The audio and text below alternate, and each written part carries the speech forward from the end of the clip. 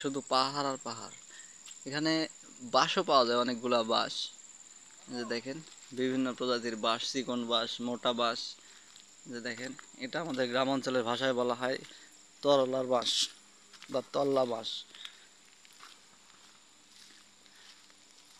আমি এখানে আসছি 15 মিনিট হলো। তো 15 মিনিটের মধ্যে বৃষ্টি ছিল না, হঠাৎ করে বৃষ্টি চলে আসলো। আর পাহাড়ি অঞ্চল, কখন বৃষ্টি আসে কখন আসে না বোঝা যাচ্ছে না। হ্যাঁ, যে দেখেন, এই যে আমার সাথে আমার এক ভাতিজা আসছে।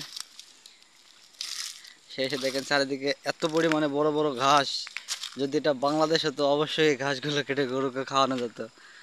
দেখেন চারিদিকে শুধু পাহাড় আর পাহাড়, প্রচুর পাহাড়। মাঝে মাঝে ডোরিয়ানের গাছ, বিভিন্ন প্রজাতির গাছ আছে আর কি এখানে। তো আমিও চলে আসছি। সবাইকে ধন্যবাদ।